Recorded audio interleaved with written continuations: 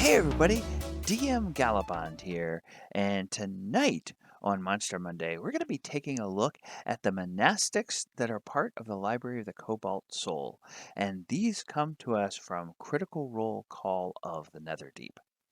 Now, the Library of the Cobalt Soul is an organization that exists across Exandria, the setting for Matt Mercer's Critical Role game. Monks are drawn to the service of the library and are united by their veneration of Ayun, the knowing mentor. These monks spend their lives in the pursuit of knowledge and the support of the Library of the Cobalt Soul.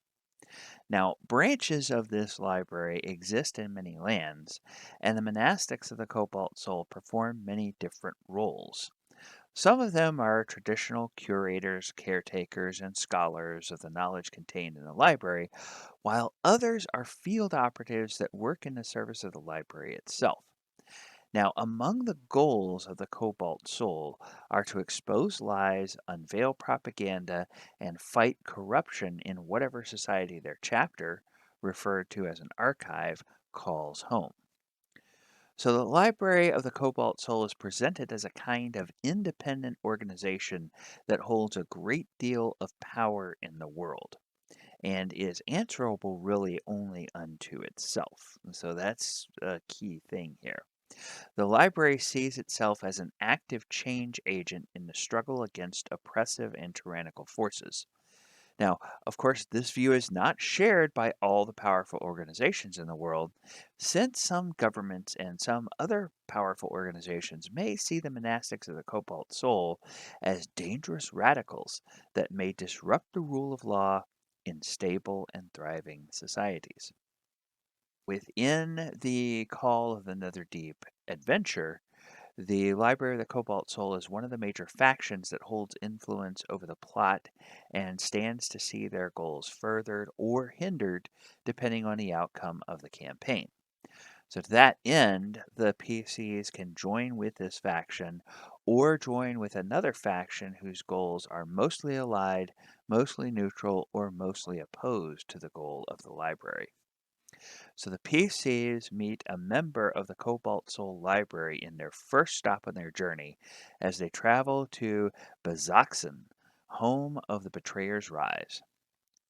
In this city, they meet an NPC member of the Cobalt Soul who is doing research on ancient battles that were fought at the Betrayer's Rise itself.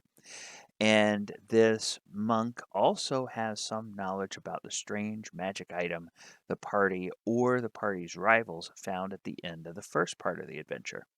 What the characters learn at Betrayer's Rise moves the action of the adventure to Ankh Haral, where they will meet more members of the library who may act as quest givers that help the PCs learn more about the mysterious magic item and its connection to the mythical figure that is at the heart of the quest driving the entire campaign. So the Netherdeep sourcebook introduces three different types of monastics, and from these we can imagine other monastics to challenge players of higher tiers in your own homebrew campaign, should you want to pattern an organization in your game world after the Library of the Cobalt Soul that Critical Role has presented here. We're going to take a look at the descriptions of the three different monastics that are presented, then some lore about those monastics, and then some tactics that you might use if you are going to throw these NPCs as monsters in an encounter against your players. The three monastics that are presented are the Monastic High Curator, who is the head of each archive or each branch, and then the Monastic Infiltrator, and then the Monastic Operative. So those are the three people that we will be looking at. So the Monastic High Curator, their role is to collect knowledge and disseminate truth. They tackle puzzling mysteries and spy on members of other power structures to manipulate or destabilize them and provide the oppressed with opportunities to escape their plight. The monastic infiltrator, these people that are in the role of infiltrator act as spies, saboteurs, and perpetrators of other clandestine activities. They're the people that after you figure out who you want to destabilize, you send the infiltrators out to actively carry out that work. And then the monastic operatives are agents of organizations that engage in espionage. They are somebody that you would send out to collect information about a different power structure that you think may be doing something shady and you want to find more about it. So we would look at, from the way they're presented here, the monastic high curator is the higher level. Then below them would be the infiltrator, and then below them would be the operative. So in a typical archive situation, the high curator would assign one or more operatives to go undercover within a certain organization, find out information, and report back that information. If something needs to be done, then an infiltrator or a team of infiltrators would be sent out to actively take action against that group. And then, of course, running the entire archive or the entire branch of the library is the monastic high curator. So that is a description of their roles and how they function within the Library of the Cobalt Soul. So a little bit of lore about each of these positions. The High Curators are privy to their organization's deepest secrets and the activities of lesser agents. Their expertise enables them to manipulate energy to defend themselves and disrupt enemies' ability to act. Now, the infiltrators study magical techniques that enhance their prowess in battle and help them complete their assignments. And the monastic operatives, well, we don't get a whole lot of lore about them. All they tell us is that the best among the operatives are often considered for filling vacancies in higher positions. Yeah, okay. You go out and you do your job well, you're going to get promoted. If a combat breaks out when your PCs encounter some of these, here are a few tactics that you can use. So if they're fighting the High Curator, curators have both wizard and monk abilities. As a preparation for battle, especially if they know or suspect the adversaries are nearby, the High Curator may use their scrying ability to assess the strengths and weaknesses of their foes and prepare themselves and their underlings accordingly. As a combat opener, the High Curator may use the Brain Burn action against two of the toughest looking opponents within range to deal a lot of damage and reduce their ability to respond to other attacks.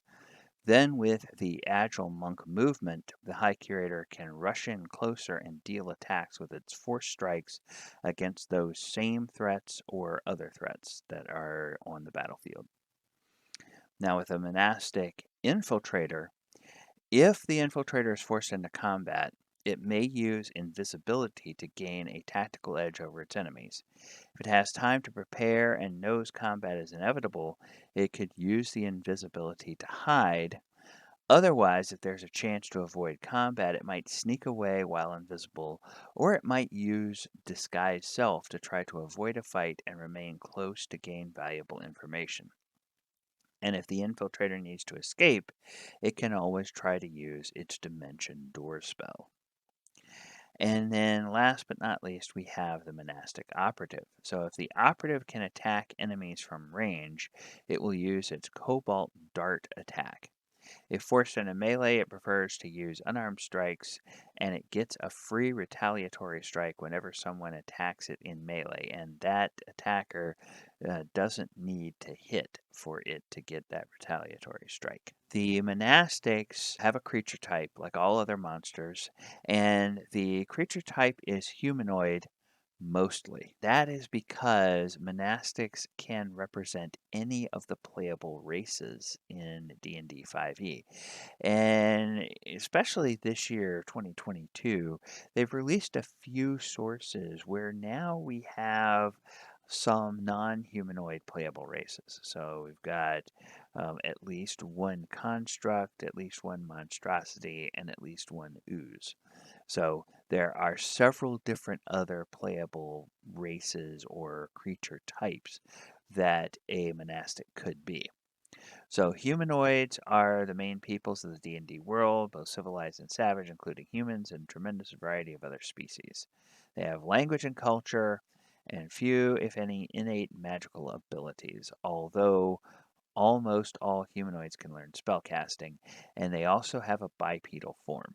And of course, bipedal form is about the standard for playable races in D&D. There is the centaur, but outside of the centaur, most of the other playable races do have one head, two legs, which it stands on upright, and most of the time two arms. Obviously, the Thri-kreen has four arms, but even the plasmoid, when it is in its uh, normal adventuring form, if you will, is presumed to have the more or less humanoid shape of a head, two arms, and two legs. Now we're going to look at the stat blocks for the monastics. So let's look at the monastic operative, which is a CR5 monster appropriate for throwing at tier 1 characters that are level 3. The monastic operative is medium or small humanoid with the monk class and any alignment, of course. Armor class 17, 13d8 plus 26 hit points, 40-foot movement. The stat block, strength 13, dex 18, con 14, intelligence 14, wisdom 17, charisma 11. Definitely all above average. And the has the bonuses on dexterity and wisdom, good acrobatics, insight, investigation, and stealth, and a passive perception of 13. 3 languages, proficiency bonus +3, has the unarmored defense feature of most monks, and that means that the AC includes not only its dex bonus, but its wisdom bonus as well. It can do multi-attack with unarmed strikes, or the Cobalt darts at range, or a combination. So unarmed strike is a +7 attack with 1d10 +4 bludgeoning damage. Cobalt dart is +7 range attack, 1d6 +4 piercing damage, and another 1d6 force damage.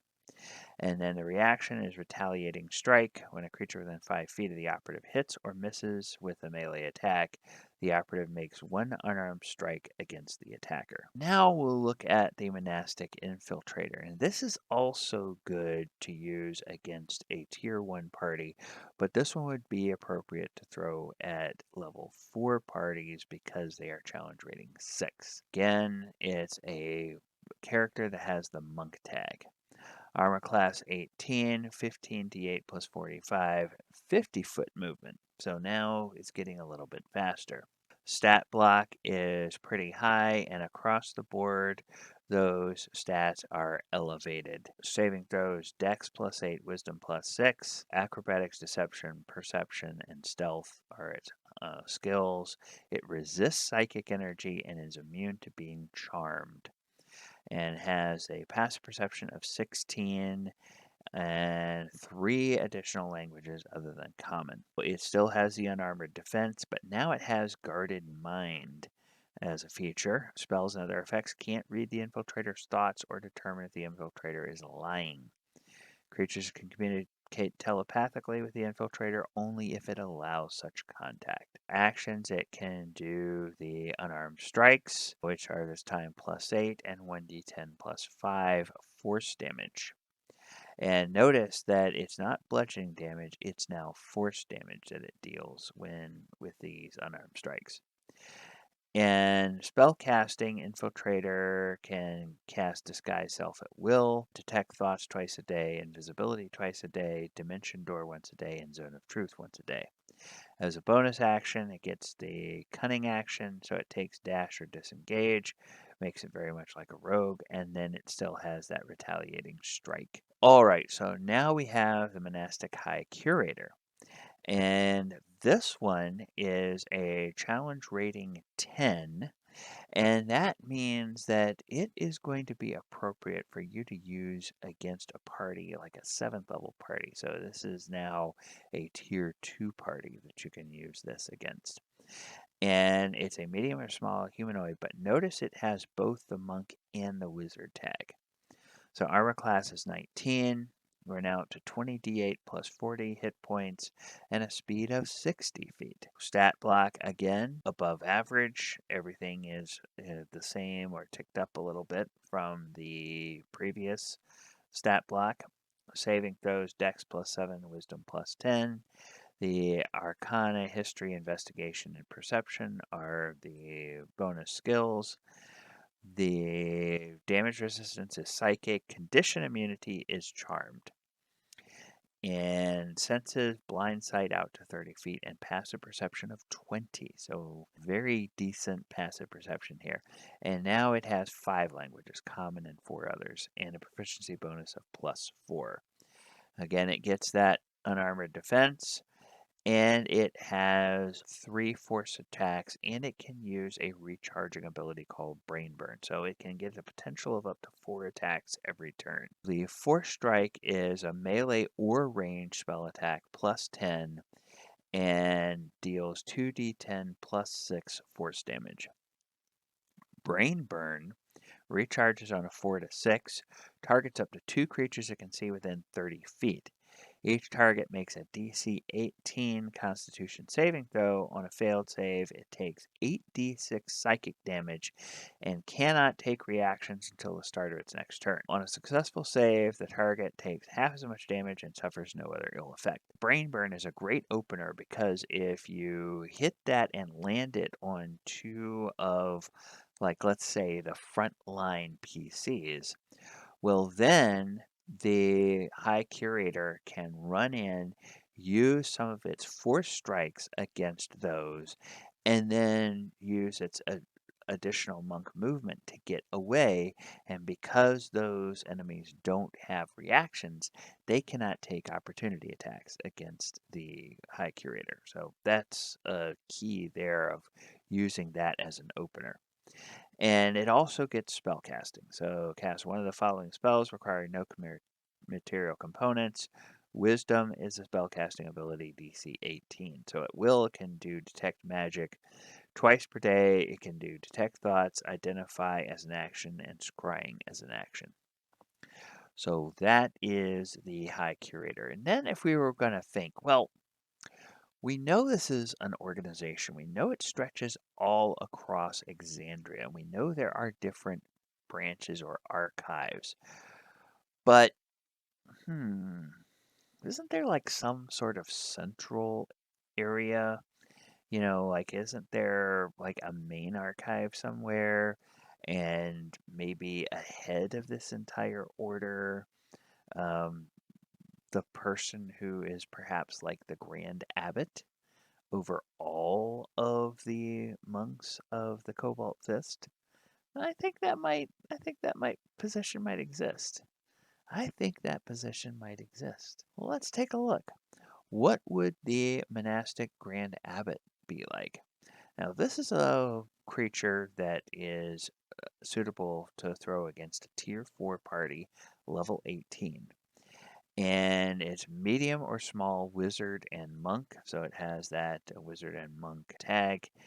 The humanoid or other playable race. So armor class is 18, hit points 32d8 plus 96. Speed is once again 60 feet. So CR of 18, proficiency bonus of plus 6. And the ability scores, yeah, they're very good. They're all as good as they were or elevate a little bit. Attack bonus plus 9, damage bonus plus 5. So the full attacks. Grand Abbot makes 3 force strike attacks and uses Brain Burn if available, and the Abbot can replace one of the attacks with a use of spell casting. So Force Strike is melee or ranged spell attack, plus 12 to hit, reach of 5 feet or range 10 feet. One target hit is 3d10 plus 6 force damage. It's immune to psychic and psychic damage in the charm condition, resist force damage, and resist damage from non-magical weapons that are not adamantine. And the other special abilities it gets the Brain Burn recharge on 4 to 6. And this time, the Abbot, instead of being able to target 2 creatures, can target 3 creatures within 30 feet. And the DC to save against it is DC 20. And on a failed save, the target takes 12d6 psychic damage and can't take reactions. Otherwise, half of the damage is suffered and doesn't have any other effects. So spell casting, the Grand Abbot casts one of the following spells requiring no material components and using Wisdom as a spell casting ability. So the spell save DC is 18. At will, detect magic, message, mage hand, and identify 3 times per day. Detect thoughts, scrying as an action, dimension door, and invisibility. Once per day, Bigby's hand, mental prison, and phantasmal killer. So this is the guy who is the head, or gal, doesn't matter, and whatever you want to do in your game world. The man or the woman who is the monastic Grand Abbot of the Cobalt Soul Library. That is going to do it for our look at the monastics. I hope you found this interesting, and if you are still watching at this point, please subscribe to the channel, like the video, share the video, and click the post notification bell. I have been DM Gallibond. This has been Monster Monday, and you can find me on live streams other times during the week. Now, on Sundays, we do our Walker of Waterdeep campaign, and that's Sundays at 2 p.m., but we're not playing that this coming week because this coming week is Labor Day weekend in the U.S., and we're not going to have enough people around to play that game. We normally play Sword Coast Chronicles on Wednesday night. We will be playing that this week. And then Saturday night, Greyhawk is our second edition old school game, and that is Saturday 7:30. All those times are Eastern. Now, this coming Saturday, like I said, it's Labor Day weekend, so we are not having the Saturday night Greyhawk game. You can find all the live streams over on the Twitch channel, twitch.tv/Gallibond. You can find all of the archives from those live streams right here on the YouTube channel. And we do have a Patreon in case you want to help us out with creating more content. Next week, we're going to continue looking at the monsters from the Call of the Netherdeep by taking a look at the Moorbounder. All right. Thank you, everyone, for watching. I have been DM Gallibond, and remember, watch out for the monsters under the bed. Good night, everybody.